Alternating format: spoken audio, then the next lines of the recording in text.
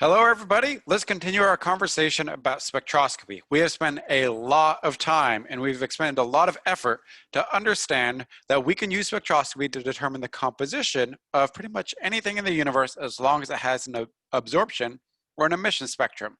Then we spent a lot of time and a lot of effort again going into understanding that we get the formation of spectral lines by moving electrons around in an atom. And as that electron moves from one energy level to another energy level, it's either going to emit or absorb a photon equal to the difference in the energy levels, an energy equal to the difference of the energy levels that it's moving between. And we did that for only one element on the periodic table. Hydrogen, the simplest of all of the elements on the periodic table. It has one proton and one electron. What about helium? Two protons, two neutrons, and two electrons. And what about lithium and every other element that's heavier than hydrogen? The process will be the same. We still move electrons between their energy levels, but it gets a little bit more complicated. So in this video, we're going to talk about the formation of spectral lines in elements heavier than hydrogen. We're going to talk about formation of spectral lines in ions. And we're going to talk about the formation of spectral lines in things more complicated than atoms, molecules, getting atoms together. Let's go ahead and dive right in so we can truly see how astronomers go about determining the composition of celestial objects using spectroscopy. Okay, let's start with where we left off, where here we have our Bohr model of the hydrogen atom. It's got one proton in the nucleus, and here are the electron energy levels. So the ground state, the first excited state, the second excited state, the third excited state, and I stopped drawing them there, and then the dashed line is ionization. So the n equals 1, 2, 3, 4, 5, 6, 7, 8, 9, 10, all the way to ionization. And the way that we got spectral lines in hydrogen is we would take an electron and we would move it from, say, a low to a high energy level, where that electron had to gain energy, so it absorbed a photon. And we talked about how an electron can, if we can move it up, we can move it down, so it can go from a high energy to a low energy. And whenever it goes from a high energy to a low energy, it's giving up energy, so it emits a photon, it releases a photon, it sheds a little bit of energy to make that transition. So that's how we play the game with hydrogen, and the spacing, the energies of each one of these electron orbitals, each one of these energy levels, is determined by how much charge is in the nucleus and how that gets balanced out by the electrons. So here we only had one positive charge. When we go to elements heavier than hydrogen, though, we're going to have more positive charge in the nucleus. And what happens as we, say, go to helium with more positive charge in the nucleus, what is going to happen in response is all those energy levels, what energies the electrons have or are allowed to have, are going to get reshuffled. You can almost think of it as reshuffling the deck of electron energy levels. And different energy levels means different energies as the electron moves between the levels, which means different energies of photons that that atom will interact with, which means different colors of light, different wavelengths of light that that atom will interact with. Okay, I want to show that one more time. So really, we change how much positive charge there is, and all those electron energy levels are going to shift. They're going to be different. So it's not going to be 10.2 electron volts between the ground state and the first excited state for helium. So we reshuffle the deck, which means that we have an entirely new suite of wavelengths, energies that the atom will interact with. So that gives us a new set of absorption and emission lines. And the spacing of all the energy levels is unique to the element, and therefore every element is going to have its own unique set of absorption and emission lines. And of course, we have to also account for the fact that now we just don't have one electron we can move around, we got two of them that we can move around. And one can be transitioning one way, the other one can be transitioning the other way, one can transition, the other one might just sit still. So it gets really complicated really, really quickly just by going from element number 1 to element number 2. And that's not the end of it. Because sure, that's complicated enough now that we have two of them to move around, and we have to keep track of an entirely new set of electron energy levels. But we can handle that. It's just a matter of accounting. But we have to add in one more complication as well. So here I have helium, and I just have the ground state drawn right here. So here's the nucleus, the 2 protons, 2 neutrons. Here's my 2 electrons. And what would happen if I send in an ultraviolet photon, a high energy one, and it has enough energy so this electron will absorb it and remove it from the atoms? It will ionize helium. So now we have to consider, oh, whenever we ionize hydrogen, we just had a proton sitting around. We didn't have an electron we could move through energy levels anymore. When we ionize helium, however, we still have an electron, but now we have a different charge balance. We got 2 positive charges balanced by 1 negative charge. We got to reshuffle the deck on all those electron energy levels again. So whenever we talk about the ions of elements heavier than helium, atoms that are heavier, or sorry about that, whenever we talk about the ions of elements heavier than hydrogen, like helium, then we have to talk about all the different energy levels that each ion has. So let's go ahead and try to demonstrate that. So we have what we call neutral helium, which would be this case right here, where now we have 2 electrons, and we can move those electrons around, and that's going to create spectral lines. You move them to higher energies, the electrons are absorbing photons. You move them to their lower energy levels, they're emitting photons. But we can ionize it, and now we are going to have what we call singly ionized helium, or just ionized helium, where we don't have this electron anymore, but we have this one. We reshuffle the deck because we have a different charge balance, 2 positive, 1 negative. So we get a new set of electron energy levels. We get a new set of spectral lines, which now you're like, wow, that's really, really complicated. But we're just getting started. This is helium. Let's take one more example. Carbon, 6 protons, 6 electrons. Imagine trying to keep track of all of this. So you have 6 electrons that you can move around.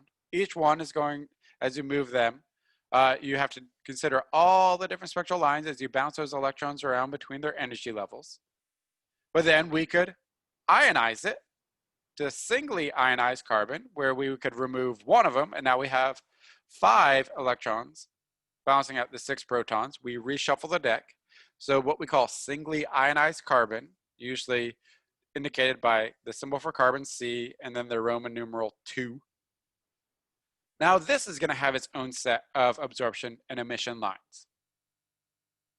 And we could remove another one and have doubly ionized carbon, 6 protons, 4 electrons. And this will have its own set of absorption and emission lines. We could have triply ionized carbon. We still have 3 electrons we can move around. And a new set of electron energy levels. Quadruply, and 5 times, and we could get rid of the 6th one, but then we don't have an electron to move around between the energy levels, so you don't get any spectral lines associated with removing all the electrons. So as you can see, that gets really complicated pretty quickly, but it also gives us something pretty amazing. Not only can we tell just the chemical composition of what elements are there, we can detect the ions. We can detect something about how ionized the universe is, or how ionized one part of space is compared to another, which has a whole bunch of extra information that we can leverage to understand the physical phenomena that govern the universe. So complicated, yes, but important and powerful. Pretty much every time something gets really, really complicated, every little nuance in that complication gives us something else that we can leverage to learn more about our universe. What do you have to remember about ions and elements heavier than hydrogen? One, that their spectra are more complicated because you got more electrons. You can move around. Every element has its own unique set of electron energy levels, so they all have their own unique set of absorption and emission lines. And you have to consider that you have the ions of the element, and they all have their own unique emission and absorption lines as well. Knowing what the specific emission and absorption lines are, though, not what we're going to go into in this class. You just need to know the basics. Now let's step up to the next level of complication. Let's get 2 atoms and bond them together. Get them, say, covalently sharing an electron and forming a covalent molecular bond.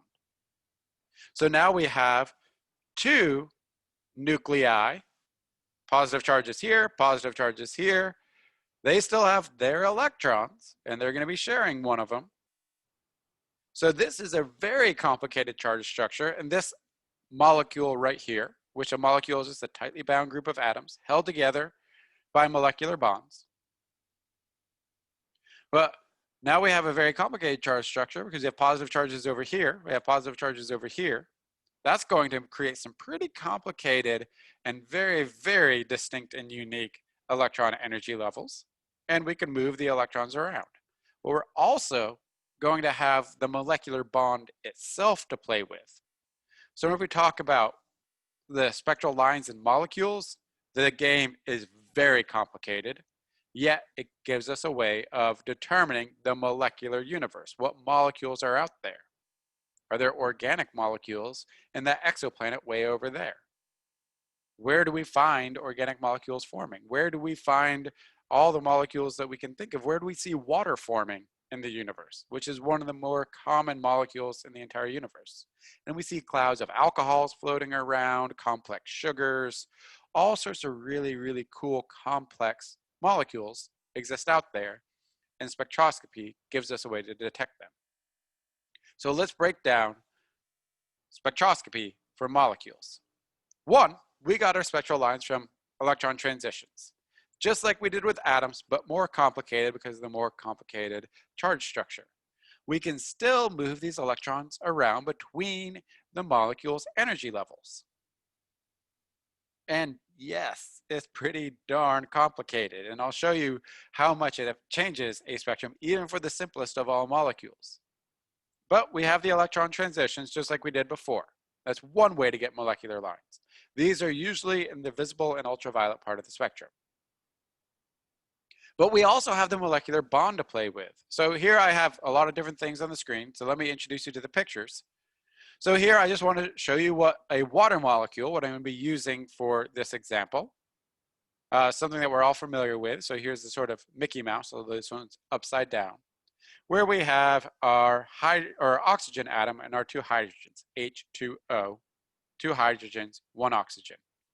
So you can draw a molecule where you can draw the different nuclei and the electrons, say if you wanted to play around with the electron energy levels, or you could draw it as something like this, where you have the oxygen and then you can see the molecular bonds to the hydrogen.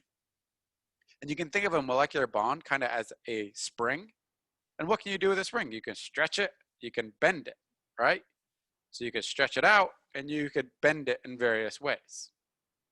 Turns out that the ways that you can bend and stretch, which collectively we call vibrate, so the ways that you can vibrate a molecule, in this case we're seeing a variety of vibrations for the water molecule. There are a lot of different ways, and oddly enough, the frequencies that they can vibrate at are quantized. They can only vibrate at specific frequencies. That's equivalent of saying that they can only vibrate with very specific energies. Not any energy. They have their own energy states. Just like electrons had electron energy levels, you can talk about molecular vibration energy levels. And they jump between each one. So these vibrations give a very distinct set of spectral lines because they're associated with specific energies. So we're going to have our own distinct molecular absorption lines, where you're going to go from slow vibrations to fast vibrations.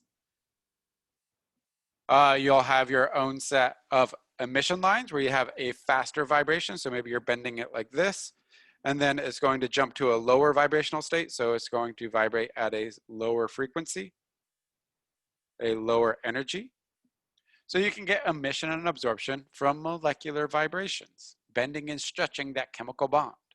These are lower energies than moving around the electrons. So these typically, the molecular vibrations, appear as infrared spectral lines. So if you want to study the molecular universe, maybe you want to focus your efforts on the infrared part of the electromagnetic spectrum. Or perhaps what you want to do is focus on the radio wave and look at another way we can play with the molecular bonds. So we can also get spectral lines from rotating the molecule. So here's just an example of how you can rotate a molecule. And oddly enough, the speeds that it can rotate at, the frequencies of rotation, are quantized. It can only rotate at set speeds. It can rotate at, at speed 1 and speed 2 and nowhere in between. So just like we saw the electron energy levels, we have rotational energy levels, and each one has a distinct energy value. I know it's weird, but quantum mechanics is weird in the way that it operates. You can only rotate with specific frequencies. That's the same as saying you can only rotate with specific energies. You can add energy, make it rotate faster. So a molecule can absorb a photon to rotate faster. And if it's going to rotate slower, then it'll release a photon. And you can rotate it more than just the way that's shown here, where it's just sort of rotating around like this. That would be equivalent to this picture right here. You could also rotate it around this axis and this axis as well, all of them having their own set speeds that they can rotate at that are all quantized. Very, very complicated, but it just ends up that we have our own set of spectral lines due to the rotation of molecules. A own unique set of emission and absorption features related to the rotation of molecules. These are very low energy sort of transitions that we're talking about, and these appear as microwave or radio spectral lines. So again, if you want to study the molecular universe and you want to focus on things related to the rotation of spectral lines, then you want to focus on the microwave and radio wave part of the electromagnetic spectrum. And you can do that to understand the molecular universe out there. And finally, I just want to tie this all together just to show you how complicated things can get. This is the same text from the lecture slide, so I'm not going to read through it. I want you to pay attention to the pictures. On the bottom here, we have our emission spectrum for hydrogen, the atom. And it was nice and pretty simple. Here's our Balmer series. So here's hydrogen alpha, beta, gamma, delta, so on and so forth. Here's that nice red color that Dr. Lindsay seems to like so much. Let's go to the simplest molecule though. Let's just get two hydrogens and molecularly bond them together. And now let's look at molecular hydrogen, diatomic hydrogen as it's sometimes called. Let's look at its emission spectrum, and it's complicated. It looks like this. Much, much, much, much, much more complicated. And that's the simplest of all the molecules. But remember, in the complication means that there is a lot more information that we can pull out.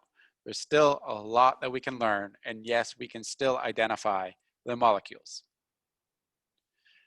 And I want to go ahead and point out that it's a little bit of the infrared stuff. Something that is very practical that we can use this for is, here's the spectra of looking at planetary atmospheres of planets you're familiar with. Here we have Earth, Venus, and Mars. Right here in the dashed line, this would be the black body spectrum for the average temperature of Earth, 276 Kelvin. So you can see that the Earth looks a lot like it, except a lot of the light is removed, absorbed out. And a lot of this is due to molecules. And some of the big ones is here you can see a line from ozone up in our stratosphere. Here you can see some water lines.